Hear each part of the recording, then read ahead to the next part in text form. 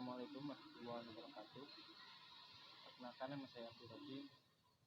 Di sini saya ketua dari tugas UTS mata kuliah kecerdasan buatan. Nah, di sini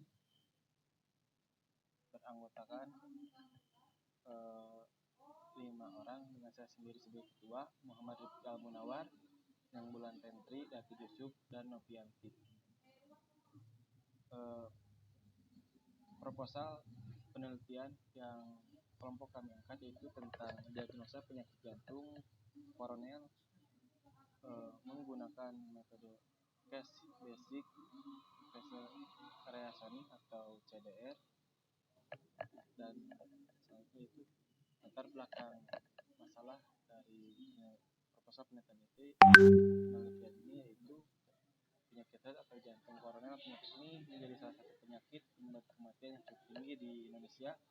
Lalu angka kematian penyakit ini juga semakin meningkat dengan berkembangnya gaya hidup yang tidak sehat di setiap kalangan masyarakat. Ada beberapa faktor yang bisa mempengaruhi terserang penyakit jantung, di antaranya yaitu dari faktor umur, hipertensi atau tekanan darah, glukosa darah atau gula darah, dan LDL atau low density lipoprotein atau bisa disebut dengan kolesterol. Penyakit jantung koroner ini memiliki dua faktor utama, yaitu faktor independen atau faktor risiko primer dan faktor sekunder. Nah, dari permasalahan ini yang sudah dijelaskan pada proposal ini akan dibuatkan suatu sistem yang mana dapat membantu untuk membuat suatu keputusan. Maka sistem yang akan dibuat yaitu sistem pakar diagnosa penyakit atau jantung koroner menggunakan metode CDR. Dan untuk selanjutnya masalah penelitian akan dijelaskan oleh saudara Nopi. Sebelumnya izin memperkenalkan diri, nama saya Novianti dengan NPM 2006058. Di sini saya akan membahas tentang masalah penelitian yang masalah penelitian ini diambil dari beberapa jurnal. Pada yang pertama itu yang berjudul tentang penerapan metode hybrid case base pada sistem pakar diagnosa, di mana hasil penelitian ini bertujuan untuk menerapkan metode hybrid case base, di mana metode tersebut digunakan untuk mengetahui kesamaan gejala yang dialami pasien, dan penelitian ini juga mampu mengevaluasi penyakit jantung yang dialami pasien terhadap mendiagnosa dan memberikan solusi pengobatan. Kemudian ada penelitian selanjutnya, yaitu penelitian kedua yang berjudul pada sistem pakar diagnosa penyakit jantung pada masyarakat menggunakan metode powered chain berbasis Android. Nah, pada penelitian ini menggunakan metode penelitian waterfall. Untuk algoritmanya menggunakan metode forward chaining berbasis Android yang telah dikembangkan dan diuji, namun masih memiliki beberapa kekurangan dan kelemahan. Nah, yang ketiga yaitu pada judul sistem pakar diagnosa penyakit jantung dengan metode case based reasoning atau CBR. Nah, hasil dari penelitian ini dan hasil dari diagnosa yang dibuat dalam penelitian ini menunjukkan penyakit jantung apa yang diderita pasien dan beberapa persen penyakit yang diderita oleh pasien. Kemudian yang keempat yaitu tentang atau yang berjudul SPK berbasis web menggunakan logika fuzzy untuk penyakit jantung. Hasil dari penelitian ini yaitu pada penelitian ini mengembangkan akurasi yang dicapai dalam penelitian di sebesar 64% dengan tingkatan sensitivitas 89,83 dan spesifikasinya itu 73,17%.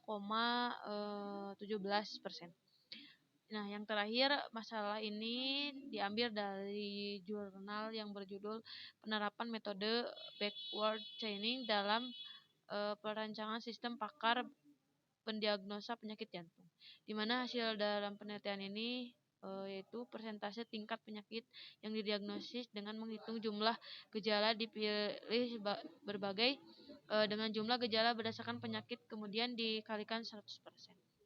Nah, untuk pembaruan dari sistem yang sudah ada pada penelitian yang akan dibuat merujuk pada penelitian ketiga, tetapi penelitian yang akan dilakukan lebih spesifik yaitu tentang penyakit jantung koroner, di mana dikarenakan penyakit jantung koroner ini sendiri memiliki banyak jenis, diantaranya ada agnia pectoris, serangan jantung, aritmia, kardiomiopati, sindrom X, disfungsi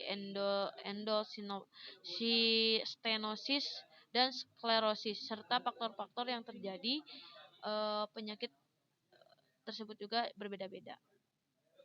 Kemudian ada tujuan dari penelitian ini yaitu untuk mempermudah seorang pakar penganalisis dan pendiagnosa pasien terkait penyakit jantung, serta untuk pendataan yang terstruktur gitu, dan bisa dimanfaatkan oleh para pakar sebagai rujukan penyakit jantung, dan mempermudah seorang pakar dalam menentukan obat yang diberikan kepada pasien. Ini mungkin tujuan penelitian dan masalah penelitiannya.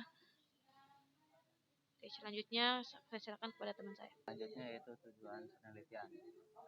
Untuk mempermudah seorang pakar menganalisis dan mendiagnosa pasien terkait penyakit jantung, serta untuk pendataan yang terstruktur dan bisa dimanfaatkan oleh para pakar sebagai rujukan penyakit jantung, dan mempermudah seorang pakar dalam menentukan obat yang diberikan kepada pasien.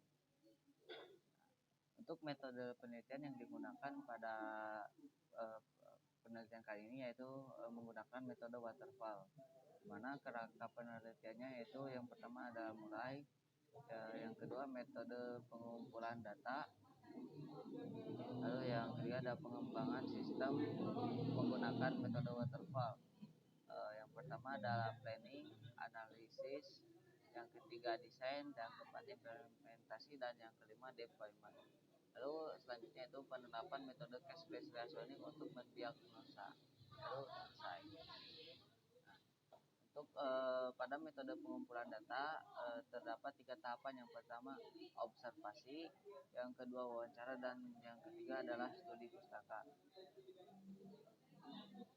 Untuk metode pengembangan sistem, dalam metode pengembangan ini menggunakan metode pengembangan perangkat lunak waterfall, di mana yang ada beberapa tahapan. Yang pertama planning, analis, implementation, dan deployment. Lalu referensi kasus. Selanjutnya, perkenalkan terlebih dahulu, saya Nengbulan Tentri Julita Tia dengan NIM 2006067. Di sini saya akan menjelaskan representasi kasus. Pada tahapan yang akan dilakukan dari penalaran sistem case-based reasoning, yaitu langkah-langkah atau tahapan retrieve, reuse, retain. Maka setelah itu, jika sudah melakukan tahapan tersebut, maka hal yang harus dilakukan selanjutnya mencari nilai similarity atau kemiripan, yang mana tahapan tersebut digunakan untuk mencari atau mengetahui kemiripan pada kasus-kasus yang disimpan ke dalam bisnis kasus dengan kasus baru, yang mana kasus yang dihasilkan nilai similarity dengan nilai yang besar akan menganggap kasus tersebut sebagai kasus yang paling mirip.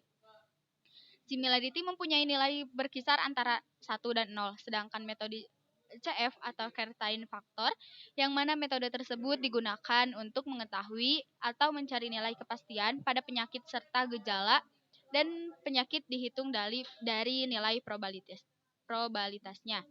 Sedangkan nilai analisa yang diterapkan terhadap sistem pakar, yang mana akan diolah menjadi rule dengan menerapkan metode CF dan CBR. Pada logika CF menginputkan sistem pada penggunaan akan diberikan pilihan yang mana untuk memilih bobot keyakinan, yang mana bobot-bobot tersebut adalah sebagai berikut. Ini adalah bobot-bobot terminologi, yang mana terminologinya ada pasti, hampir, cukup, kurang, ragu, dan tidak pasti. Selanjutnya adalah pada proses pemberian pada bobot pada setiap premis, sehingga akan memperoleh hasil keyakinan untuk dapat mengidentifikasikan pada gejala penyakit jantung. Berikut merupakan presentasi yang akan ditunjukkan Ada nilai keyakinan kemungkinan kecil, kemungkinan besar, dan sangat yakin. Selanjutnya ada metode inferensi terdahulu, yang mana metode inferensi yang kami angkat yaitu basis pengetahuan kasus terdahulu yang bersumber dari salah satu jurnal, tetapi basis pengetahuan yang diambil dari jurnal tersebut hanya mengambil data jantung koroner, yang mana kasusnya adalah sebagai berikut. Di sini ada beberapa kasus gejala jantung koroner dari jurnal tersebut. Selanjutnya, basis pengetahuan kasus baru yang mana bersumber dari jurnal yang mana pada jurnal tersebut mendiagnosa gangguan fungsi pada jantung menggunakan metode teorema Bayes. Pada penelitian yang akan dilakukan hanya mengambil basis pengetahuan jantung koroner, maka pada jurnal tersebut juga hanya mengambil basis pengetahuan tentang jantung koroner. Berikut merupakan jenis gejala atau yang terdapat pada jurnal tersebut. Selanjutnya ada penerapan metode CBR atau case-based reasoning. Kasus-kasus yang pernah ditangani oleh seorang pakar yang mana kemungkinan akan dihitung tingkat kemiripan antara kasus lama dengan kasus baru. Yang mana kasus lama dan kasus baru ini diambil dari jurnal yang kami ambil sebelumnya. Yang ini metode inferensi terdahulu. Maka berikut adalah daftar gejala jantung koroner yang diambil dari 2 sumber. Terdapat 11 gejala. Ketika digabung ternyata ada 11 gejala untuk jantung koroner. Berikut merupakan kemiripan kasus terdahulu dan kasus terbaru. Yang mana kasus terbaru ada di gejala 1, gejala 2, 9, 10, dan 11. Untuk kasus baru ada di gejala 1, 2, 3, 4, 5, 6, 7, dan 8. Berikut merupakan perbandingan gejala penyakit kasus terdahulu dan kasus baru. Untuk bobot kepastiannya, jadi kasus yang sama dari kedua sumber ada 2, yaitu gejala 1 dan gejala 2. Selanjutnya yaitu proses untuk menghitung nilai kemiripan atau similarity, yang mana untuk menghitung nilai kemiripan kasus terdahulu dan kasus baru, rumusnya adalah ini, N kali X1, X2, X3, dan selanjutnya dibagi N. Maka hasilnya yaitu 0,2.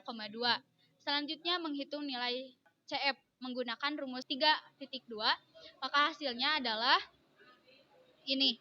Setelah itu mengkombinasi nilai CF menggunakan rumus 3.3 dan 3.4, maka hasilnya adalah menghasilkan nilai 96%. Bisa dilihat bahwa hasil dari perhitungan similarity dan CF, maka penghasilan nilai dari kemiripan kasus tersebut dari kasus terdahulu dan kasus baru yaitu sebesar 0,2%, sedangkan perhitungan dari nilai CF menghasilkan persentase kemungkinan sebesar 96%. Perkenalkan, nama saya David Joseph dengan NPN 2006064. Oke, jadi dari ringkasan proposal tersebut dapat disimpulkan penyakit jantung koroner yaitu kata umum yang sering digunakan untuk jenis gangguan yang bisa mempengaruhi salah satu organ tubuh manusia yaitu jantung. Nah, penyakit ini menjadi salah satu penyakit penyebab kematian yang cukup tinggi di Indonesia. Lalu, angka kematian penyakit ini juga semakin meningkat dengan perkembangan gaya hidup yang tidak sehat di setiap kalangan masyarakat.